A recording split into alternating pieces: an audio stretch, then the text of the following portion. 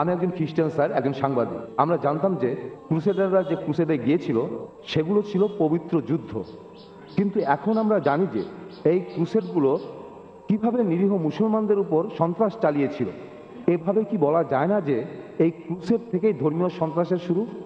আসলে সত্যি কথা বলতে মুসলমানদের উপর তারা হাজার বছর ধরে নির্মম নিষ্ঠুর সন্ত্রাস চালাচ্ছে, আর এখন তারাই মুসলমানদেরকে সন্ত্রাসী বলছে। ইউরোপিয়ান আর আমেরিকানরা ক্রুসেডকে পবিত্র যুদ্ধ আর ধর্মপ্রাণ মুসলমানদেরকে সন্ত্রাসী বলছে কেন স্যার? প্রশ্নটা আপনি ভালোই করেছেন।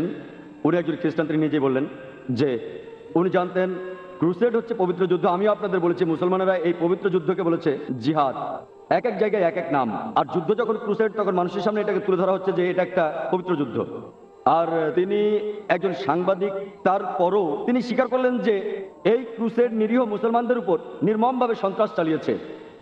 আমি এই সম্পর্কে আগে কিছু বলিনি, কারণ আমি এখানে ইসলাম ধর্মের উপর কথা বলছি, অন্য কোনো ধর্মের উপর কথা বলছি না, কোনো সমালোচনা করছি না, আর করতেও চাই না। আমি শুধু বলছি যে প্রত্যেক ধর্মই শান্তি রক্ষার জন্য যুদ্ধ করার অনুমতি দেয়। আমি অন্য কোনো ধর্মের কথা বলছি না বা কোনো সমালোচনাও করছি না, আর সেটা করার জন্য আমি এখানে আসিওনি। কিন্তু আপনি প্রশ্ন করেছেন, তাই বলতে হচ্ছে হ্যাঁ ভাই, আপনি ঠিকই বলেছেন। এই ক্রুসেডই মুসলমানদের উপরে সন্ত্রাস চালিয়েছে। এইভাবে ব্যাপারটা শুরু হয়েছিল, আর সন্ত্রাস তারাই শুরু করেছে, অথচ এখন তারা কি করছে? মুসলমানদের বলছে সন্ত্রাসী। আর আপনি যদি দেখেন পৃথিবীতে এখন কি ঘটছে, ইসলামের অনুসারী পৃথিবীতে দিন দিন বেড়েই চলেছে, আর সেটা বাড়ছে সর্বোচ্চ হারে। মুসলমানরা যে সবাই ভালো সে কথা বলছি না, সব ধর্মে কিছু কুলাঙ্গার থাকে। তবে সব মিলিয়ে আপনি বলতে পারবেন না যে মানুষকে তরবারির মুখে কোনো রকম জোর করে ইসলাম গ্রহণ করতে বাধ্য করা হচ্ছে, কোনো দিনও না। বরঞ্চ মুসলমানদের হেনস্থা করা হচ্ছে, কারণ আমরা মুসলমান। এই সমস্যার সমাধান আপনি পাবেন যদি আপনি ফিরে যান বাইবেলে। বাইবেলে দেখবেন যীশু খ্রিস্ট বা ঈসা মসীহ বলেছেন, ম্যাথিউয়ের গসপেলের মধ্যে 5 নম্বর অধ্যায় 40-41 অনুচ্ছেদে এটা লেখা আছে যে যদি কেউ তোমার ডান গালে থাপ্পড় দেয়, বাম গালটা বাড়িয়ে দাও। যদি কেউ তোমার ডান গালে থাপ্পড় দেয়, বাম গালটা বাড়িয়ে দাও। যদি কেউ তোমাকে 1 মাইল সঙ্গে চলতে বলে, তার সঙ্গে তুমি 2 মাইল চলো। যদি কেউ তোমার জামাটা চায়, তাকে তুমি আলখেলাটা দিয়ে দাও। তাহলে যিশু, যিনি আল্লাহর একজন প্রেরিত নবী, তিনি আমাদের দেখিয়েছেন শান্তি কি। তিনি বলেছেন তোমার প্রতিবেশীকে ভালোবাসো। তাহলে আপনি যদি ভালো করে দেখেন, যদি ভালো করে বাইবেল পড়েন, একথা কোথাও লেখা নেই যে যীশু খ্রিস্ট বলেছেন মুসলমানদের অপদস্থ করো। এজন্যই আমি বলছি সেই ধর্মগ্রন্থে ফিরে যান, যে ধর্মগ্রন্থ আপনার কাছে সবচেয়ে পবিত্র, সেটা ভালো করে পড়েন। যে ধর্মগ্রন্থটা আপনার কাছে পবিত্র, পবিত্র কোরআনের সূরা আল ইমরানের 64 নম্বর আয়াতে বলা হয়েছে যে তাআলাউ ইলা কালিমাতিন সাওয়াইন বাইনানা ওয়া বাইনাকুম। তোমাদের ধর্মের সাথে আমাদের ধর্মের মিলগুলো দেখো। প্রথম মিলটা কি? এক আল্লাহ ছাড়া আমরা কারো উপাসনা করি না। আশা করি আপনার উত্তরটা পেয়েছেন।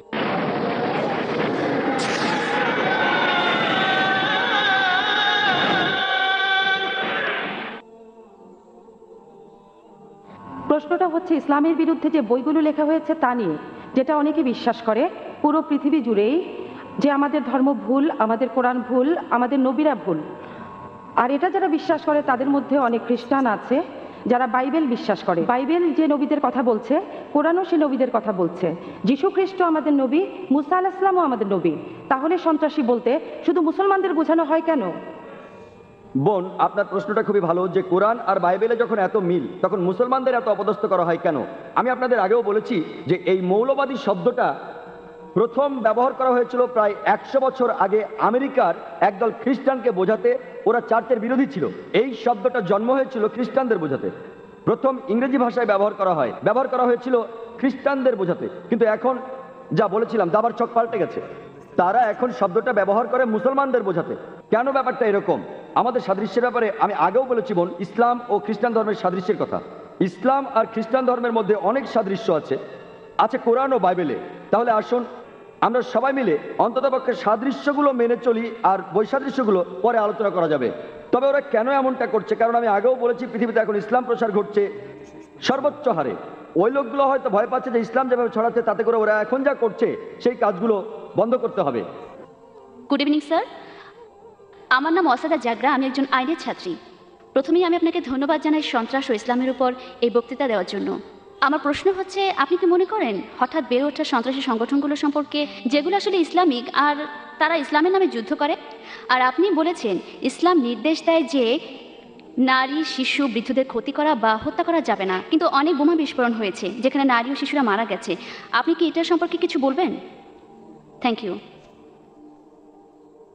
বোন, আপনি খুব প্রাসঙ্গিক প্রশ্ন করেছেন যে এটার কারণ কি সন্ত্রাসী সংগঠনের সংখ্যা বাড়ছে মুসলমানদের মধ্যে, অনেকগুলো বোমা বিস্ফোরণ, আর বিশেষ করে যখন ইসলাম বলে যে আপনি শিশুদের হত্যা করবেন না, এর কারণটা কি? আর এটা খুব সুন্দর একটা প্রশ্ন। ব্যক্তিগতভাবে বলছি, আবারও বলছি, ব্যক্তিগতভাবে আমি কোনো সাক্ষাৎকার নেইনি কোনো তথাকথিত 100% কট্টর সন্ত্রাসীর। তবে আমি কারণটা বলতে পারি, যুক্তি দিয়ে বলতে পারি কেন এই ঘটনাগুলো ঘটছে। প্রথমত, কিছু মানুষ হয়তো আসলেই নিরীহ মানুষের উপর অত্যাচার করছে। কিছু মুসলমান হতে পারে ভুল পথে চলছে, তারা হয়তো মানছে না কোরআনের নির্দেশ। যেমন প্রত্যেক গোষ্ঠীতে কিছু কুলাঙ্গার থাকে, এদের মধ্যে একজন সন্ত্রাসী মানব ইতিহাসে কে সেই লোক? সে হিটলার। সে হত্যা করেছিল 60 লক্ষ ইহুদিকে। তো আমি কি বলতে পারি খ্রিস্টান ধর্মের জন্য দায়ী? হিটলার খ্রিস্টান ছিল, তাই আমি বলতে পারি না যে যেহেতু হিটলার হত্যা করেছিল 60 লক্ষ ইহুদিকে, সেজন্য খ্রিস্টান ধর্ম দায়ী। সে একাই। যদি পৃথিবীর সমস্ত সন্ত্রাসী সংগঠনগুলো দেখেন, আমার সন্দেহ 60 লক্ষ হবে কিনা, কিন্তু হিটলার একাই মেরেছিল 60 লক্ষ। আবার দেখেন মুসলিনি তিনিও একজন খ্রিস্টান।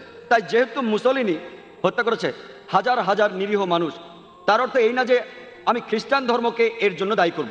তাই কুলাঙ্গার থাকতে পারে প্রত্যেক ধর্মেই, কুলাঙ্গার, ওরা নিজেদের মুসলমান বলতেই পারে, আর এটা ভুল হতে পারে। 2 নম্বর পয়েন্ট, এটা হতে পারে ওই লোকগুলো হয়রানির শিকার। যদি প্রশ্ন করেন, আজকে কোনো ইন্ডিয়ান দেশের স্বাধীনতার জন্য যুদ্ধ করছে না। আপনি কি দেখেছেন কোনো ইন্ডিয়ান স্বাধীনতার জন্য যুদ্ধ করছে? না। কিন্তু 100 বছর আগে অনেকেই করেছেন। তো আপনি যদি প্রশ্ন করেন ভাই জাকের, কেন 100 বছর আগে অনেক ইন্ডিয়ান তাদের স্বাধীনতার জন্য যুদ্ধ করতো? কারণ ব্রিটিশ সরকার ইন্ডিয়া শাসন করতো। এই কারণেই মানুষ স্বাধীনতার জন্য যুদ্ধ করতো। আজকে ব্রিটিশ সরকার চলে গেছে, তাই কেউ আর স্বাধীনতার জন্য যুদ্ধ করছে না। সেজন্য হতে পারে এই মুসলমানরা হয়রানির শিকার হয়েছে, তাদের উপর অন্যায় করা হয়েছে। আর এই ধরনের ঘটনা পৃথিবীর বিভিন্ন জায়গায় ঘটছে, যেমন প্যালেস্টাইন। যদি আপনি ইতিহাস দেখেন তাহলে আপনি সেখানে দেখবেন, যদি আপনি ইতিহাস ঘাটেন আপনি দেখতে পাবেন যে তারা আসলেই হয়রানির শিকার হয়েছে। আর যখন কেউ তাদের সাহায্য করতে আসেনি, তাদের যা ছিল তাই নিয়ে তারা মোকাবেলা করেছে। যেমন ধরেন সেই ঘটনা যা বাইবেলে লেখা আছে, ডেভিড আর গোলিয়াত, একটা পাথরে আনাপ ছিল। তাই দোষটা আমাদেরই, আমরাই দায়ী। কারণ আমরা এই সমস্যার মূল কারণ খুঁজছি না। যদি কোনো সন্ত্রাসী সংগঠন থাকে, আমাদের সেখানে গিয়ে দেখতে হবে, খুঁজে বের করতে হবে কি কারণে তারা সন্ত্রাসের পথ বেছে নিয়েছে। শুধুমাত্র এভাবেই সমাধান করা যেতে পারে। তাদেরকে হত্যা করে সমস্যার সমাধান করা যাবে না। আপনি একজনকে হত্যা করবেন, 10 জন আসবে। আমাদেরকে কি করতে হবে? পেছনে ফিরতে হবে, দেখতে হবে কারণটা কি, কোন কারণে আপনারা এই পথ বেছে নিয়েছেন। আমাদের খুঁজে বের করতে হবে মূল কারণ। এখানে উদাহরণ হিসেবে বলা যায় প্যালেস্টাইন। যখন হিটলার হত্যা করেছিল 60 লক্ষ ইহুদিদের তাড়িয়ে দেওয়া হয়েছিল জার্মানি থেকে। আর তখন প্যালেস্টাইনরা বলেছিল আহলান ওয়া সাহলান, তোমরা আমার জ্ঞাতি ভাই, চলে এসো, আমাদের সাথে থাকো। ব্যাপারটা এরকম যে এক অচেনা লোকে বললাম কোনো অসুবিধা নেই, আমার ঘরে থাকো। কয়েক বছর পর সে আমাকে ঘর থেকে তাড়িয়ে দিল। আর আমি যখন চিল্লাপাল্লা শুরু করলাম ঘরের বাইরে গিয়ে যে এই লোকগুলো আমার ঘর দখল করে নিয়েছে, তখন আপনি আমাকে সন্ত্রাসী বললেন। আমি কি সন্ত্রাসী? আমি আশ্রয় দিয়েছিলাম এক অচেনা লোককে, শুধুমাত্র মানবতার কারণে আশ্রয় দিয়েছিলাম আমার ঘরে। কয়েক মাস পরে সে আমাকে তাড়িয়ে দিল, আমি বললাম ঘর ফেরত চাই, আপনি আমাকে বললেন সন্ত্রাসী। কাকে দোষ দেব? দোষ আমাদেরই, আমরাই দোষী। আমাদেরই খুঁজে বের করতে হবে এই সমস্যার কারণটা কি। সর্বশক্তিমান আল্লাহ আমাদেরকে বুদ্ধি দিয়েছেন, এমনকি এই শক্তিও দিয়েছেন সবাইকে একত্রিত করার। যদি আপনি মূল কারণটা দেখেন, আপনি জানবেন যে কেন একজন মানুষ মরতে চায়। কে মরতে চায়? যে মানুষটা বলে যে আমি নিজে তো মরবই, তাহলে কেন আর কয়েকজন সঙ্গে নিয়ে মরবো না? তাহলে আপনি যদি কোনো মনোবিজ্ঞানীকে প্রশ্ন করেন, তিনি বলবেন যে মূল কারণে যেতে হলে এই লোকগুলোকে জিজ্ঞেস করতে হবে কেন তারা এসব করছে। আর অনেক সময় আপনি দেখবেন যে এর পেছনে কোনো না কোনো কারণ আছে। আর কারণটা হতে পারে তারা হয়রানির শিকার হয়েছে। আর কিছু মানুষ হতে পারে আসলে সন্ত্রাসী। কেউ মানুষকে ভয় দেখায় টাকার জন্য, কেউ খ্যাতির জন্য, কেউ রাজনীতির জন্য। তাই আমি একমত বোন, তবে বেশিরভাগই আমি মনে করি তাদের হয়রানি করা হয়েছিল। হতে পারে তারা মুসলমান, হতে পারে হিন্দু, হতে পারে খ্রিস্টান। একটা তীব্র প্রতিক্রিয়া দেখা দেবে যখন মানুষ আর সহ্য করতে পারে না, তার উপর যে অত্যাচার হচ্ছে, তখন সে প্রতিবাদী হয়ে ওঠে। আর মনোবৈজ্ঞানীয় বলেন, আমি একজন ডাক্তার, আমি বলতে পারি যে তারা শোধ নেওয়ার চেষ্টা করবে, এটা মানুষের স্বভাব।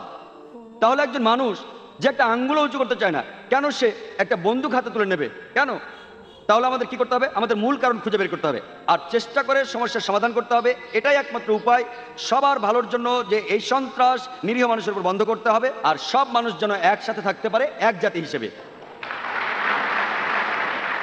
আসসালামু আলাইকুম। ভিডিওটি ভালো লাগলে চ্যানেলটি সাবস্ক্রাইব করুন।